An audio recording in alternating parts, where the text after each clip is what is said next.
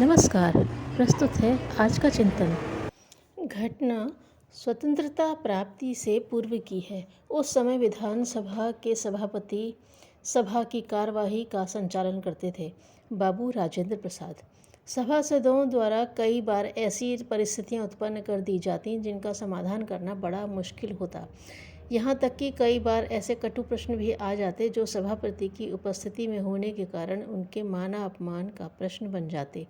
एक बार ऐसा ही प्रसंग हुआ। सदस्यों में काफ़ी वाद विवाद हुआ और कई आक्षेपजनक बातें भी सदस्यों की ओर से कह दी गईं। राजेंद्र बाबू ने सदस्यों को बार बार टोका और रोका, परंतु उनकी सुनने के लिए कोई तैयार ही नहीं था। राजेंद्र बाबू को यह बड़ा बुरा लगा और उन्होंने निश्चय किया कि जहाँ के सदस्य सदन की गरिमा को ही नहीं समझते, सभापति की वरीयता को स्वीकार नहीं करते, उस सदन की अध्यक्षता से ही मैं त्यागपत्र दे दूंगा। अपने निश्चय को राजेंद्र बाबू कार्य रूप में परिणत करने ही जा रहे थे कि उनके मन में यह विचार आया, इस महत्वपूर्ण निर्णय पर पहले गांधी जी का परामर्श ले लिया जाए और वे जैसा कहें वैसा ही किया जाए। राजेंद्र बाबू त्यागपत्र का प्रारूप लेकर बापू के पास गए। बाबूजी को चिंतित मुद्रा में देखकर और गंभीर मुद्रा में आते हुए देखकर गांधी जी ने पूछा, क्या कोई खास बात हो गई है? राजेंद्र बाबू ने सारी बातें कह सुनाई। गांधी जी ने कुछ विचार करते हुए पूछा, यह सारा घटनाक्रम तो तुमने बता दिया, अब तुम क्या चाहते हो यह बोलो। मैं सोचता हूँ कि जब सदस्य अनुशासन को नहीं मानते तो मेरा उस पद पर रहना बेकार है। राजेंद्र बाबू ने कहा, सभापति तो बनाया ही इसलिए जाता है कि सदन की कार्यवाही अनुशासन पूर्वक चले।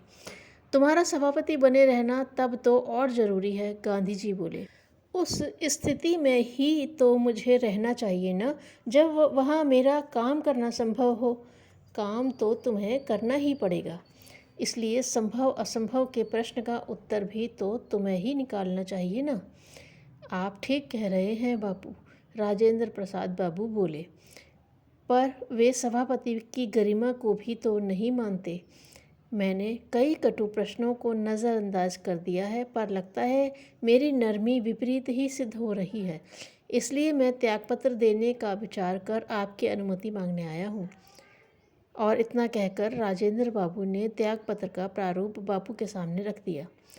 गांधी जी ने प्रारूप बड़ी गंभीरता से पढ़ा। इसके आगे का विवरण स्वयं राजेंद्र बाबू की कलम से इस प्रकार है। मेरे दृष्टिकोण को उन्होंने सही बताया, किंतु त्यागपत्र का निर्णय उन्हें जचा नहीं। वे कुछ गंभीर हो गए और कहने लगे, तुम्हारे स्थान पर यदि कोई दूसरा होता मैं उसे कभी नहीं रोकता, किंतु ऐसा नहीं करना चाहिए। अपने व्यक्तित्व की बात सामने लाकर तुम्हारा त्यागपत्र देना उचित नहीं। सार्वजनिक कार्यकर्ता के लिए माना अपमान का प्रश्न ही क्या। मेरे अंतःकरण में एक तीव्र दंश लगा। कितनी क्षुद्र अहमन्यता में फंसकर मेरा अधः पतन हो रहा था। जब व्यक्ति सार्वजनिक कार्यों में अपनी जीवन प्रवाह को नियोजित कर देता है तो उसके वैयक्तिक चैतन्य पर उसका अधिकार ही क्या। सेवा कार्य में भी मानापमान का ख्याल तो अधर्म ही है। कहना नहीं होगा। राजेंद्र बाबू ने अपना निर्णय बदल दिया और गांधी जी का कहना मानकर अध्यक्ष पद छोड़ने का विचार त्याग दिया।